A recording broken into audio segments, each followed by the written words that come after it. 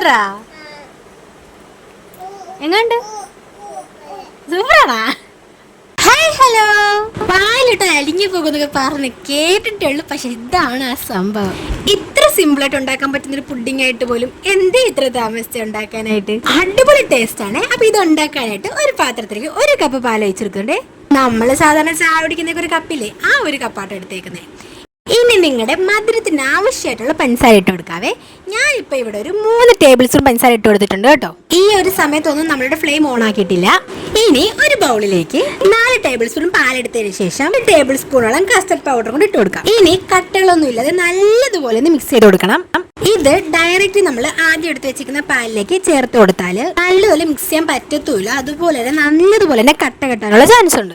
നല്ലതുപോലെ മിക്സ് ചെയ്തതിനു ശേഷം നമുക്കിത് പാലിലേക്ക് ചേർത്ത് കൊടുക്കാം. ഈ ഒരു സമയത്ത് നമുക്കിനി ഫ്ലെയിം ഓൺ ആക്കാം. ഫ്ലെയിം ഒരു മീഡിയത്തിൽ വെക്കാനുള്ള. കൂട്ടി വെച്ചാൽ ചിലപ്പോൾ നല്ലപോലെ അടുക്കി പിടിക്കാനും കരിഞ്ഞാനുള്ള ചാൻസ് ഉണ്ട്.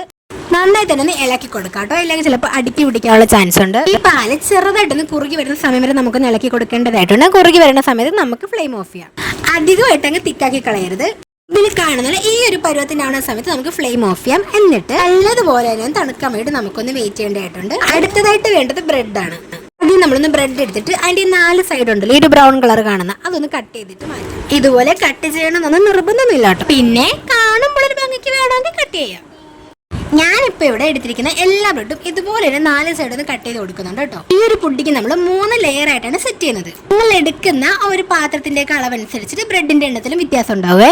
ഞാനിപ്പോൾ ഇവിടെ ഇതുപോലുള്ളൊരു കണ്ടെയ്നർ ആട്ടോ എടുത്തിരിക്കുന്നത്.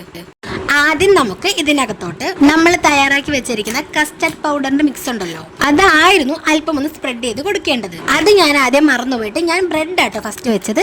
നമുക്ക് ഇതിന്റെ മുകളിലേക്ക് വീണ്ടും കസ്റ്റർഡ് പൗഡറിന്റെ മിക്സ് ഉണ്ടല്ലോ, അതൊന്ന് നല്ലപോലെ സ്പ്രെഡ് ചെയ്ത് കൊടുക്കാം. ബ്രെഡിന്റെ എല്ലാ സൈഡിലും എല്ലാ ഭാഗത്തും നല്ലപോലെ ആകുന്നത് പോലെ തന്നെ നല്ല തിക്കായി തന്നെ ഒഴിച്ചു കൊടുക്കാവേ. എന്നിട്ട് ഇതുപോലെ ഒരു സ്പൂൺ കൊണ്ട് നല്ലതുപോലെ തേച്ച് പിടിപ്പിക്കാം. ഇനി വേണ്ടത് കണ്ടൻസ്ഡ് മിൽക്കാണ് കേട്ടോ. അതിപ്പോ ഇല്ലാന്നുണ്ടെങ്കിൽ മിൽക്ക് മെയ്ഡ് ആണെങ്കിലും കുഴപ്പമൊന്നുമില്ല. ഇനിയിപ്പോൾ ഇത് രണ്ടും ഇല്ലെങ്കിൽ കുറച്ച് ഐസ്ക്രീം എടുത്ത് തേച്ച് കൊടുത്താലും മതി. എന്നിട്ട് വീണ്ടും അതിന്റെ മുകളിലേക്ക് ആദ്യം നമ്മൾ സെറ്റ് ചെയ്തതുപോലെ തന്നെ ബ്രെഡ് എല്ലാം എടുത്തൊന്ന് നിരത്തി വെച്ച് കൊടുക്കാം. ചെറിയ ചെറിയ ഗ്യാപ്പൊക്കെ ഉണ്ടെങ്കിൽ ഇതുപോലെ ചെറുതായിട്ട് ബ്രെഡ് മുറിച്ചിട്ട് അതൊന്ന് അവിടെ എടുത്ത് വെച്ച് കൊടുത്ത് എല്ലാ ഗ്യാപ്പും ഫില്ല് ചെയ്യാം. എന്നിട്ട് വീണ്ടും അതിന്റെ മുകളിലേക്ക് നമ്മുടെ കസ്റ്റർഡ് മിൽക്ക് ഒഴിച്ചു കൊടുക്കാം. നല്ലതുപോലെ തന്നെ എല്ലാ സൈഡിലും ഗ്യാപ്പൊക്കെ ഫില്ല് ആവുന്നത് പോലെ തേച്ച് പിടിപ്പിച്ചു കൊടുത്തതിന് ശേഷം ആദ്യമേ ചെയ്തതുപോലെ തന്നെ കണ്ടൻസ്ഡ് മിൽക്ക് അതിന്റെ മുകളിലായിട്ട് നല്ലതുപോലെ ഒന്ന് സ്പ്രെഡ് ചെയ്ത് കൊടുക്കുന്നുണ്ട്. ഇനി വീണ്ടും ഇതിന്റെ മുകളിലായിട്ട് ബ്രെഡ് എടുത്ത് വെച്ച് കൊടുക്കുന്നുണ്ട്. ഇതിന്റെ ചെറിയ സൈഡൊക്കെ ഗ്യാപ്പ് ഫില്ല് ചെയ്യാൻ വേണ്ടിയിട്ട് നമ്മൾ ആദ്യം സൈഡ് മുറിച്ച് വെച്ചിരുന്നില്ല, അതിന്റെ ബ്രൗൺ കളറിൽ അതായിട്ട് എടുത്ത് വെച്ചെടുക്കുന്നത്. അതുകൊണ്ടാണ് നമ്മൾ സൈഡ് മുറിക്കണം അങ്ങനെ നിർബന്ധമൊന്നുമില്ല. ഭംഗിക്ക് വേണ്ടി ഞാൻ മുറിച്ചതായിരുന്നു. പിന്നെ സൈഡ് ഫില്ല് ചെയ്ത് വേറെ ബ്രെഡ് മുറിക്കാൻ കഴിയാത്തതുകൊണ്ട് ആ മുറിച്ച കഷ്ണം തന്നെ എടുത്തിട്ട് ഫില്ല് ചെയ്ത് കൊടുത്തു. അങ്ങനെ എല്ലാ ഗ്യാപ്പും ഫില്ല് ചെയ്ത് ബ്രെഡ് എല്ലാം വെച്ച് കൊടുത്തിട്ടുണ്ട്. ഇനി ഇതിന്റെ മുകളിലേക്കായിട്ട് കസ്റ്റർഡ് പൗഡറിന്റെ മിക്സ് എടുത്തിട്ട് നമ്മൾ നല്ല തിക്കായിട്ട് തന്നെ ഒഴിച്ചു കൊടുക്കുന്നുണ്ട്. എല്ലാ സൈഡിലും നല്ലതുപോലെ ആകുന്ന നല്ല തിക്കായിട്ട് ഒഴിച്ചു കൊടുത്തിട്ട് സ്പൂൺ വെച്ച് ഒന്ന് സ്പ്രെഡ് ചെയ്ത് കൊടുക്കുന്നുണ്ട്. ലാസ്റ്റ് ആയിട്ട് ഇതിന്റെ മുകളിലേക്ക് കണ്ടൻസ്ഡ് മിൽക്ക് തന്നെ ആട്ടോ ഞാനിപ്പോൾ ഒഴിച്ചു കൊടുക്കുന്നത്. നിങ്ങൾക്ക് വേണമെങ്കിൽ ഫ്രഷ് ക്രീമോ വിപ്പിംഗ് ക്രീമോ ഐസ്ക്രീമോ എന്താണെന്ന് വെച്ചാൽ നിങ്ങളുടെ ഇഷ്ടത്തിന് തേച്ച് കൊടുക്കാവുന്നതാണ്. വിപ്പിംഗ് ക്രീമോ ഐസ്ക്രീമോ ഒക്കെ തേക്കുമ്പോഴത്തേക്കും ഇതിന്റെ ടേസ്റ്റ് കുറച്ചുകൂടെ കൂടും.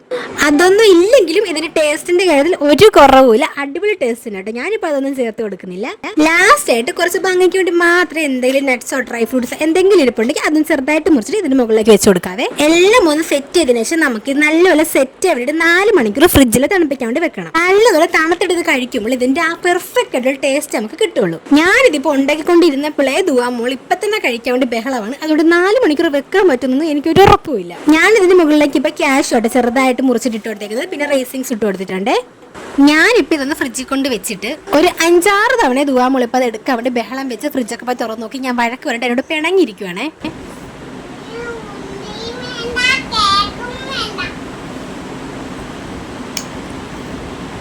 തരത്തില്ല ഇല്ല അത് അടക്കട്ടാ. ആര് പറഞ്ഞു തണുത്തെന്ന്?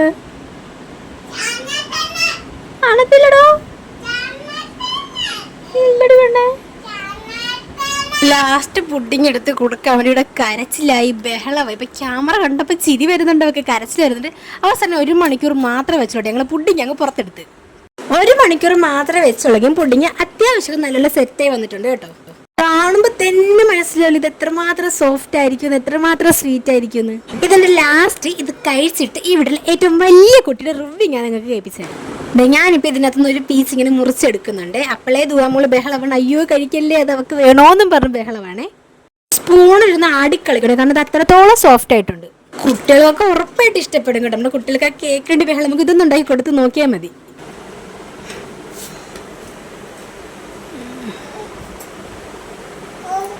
എങ്ങനുണ്ട്?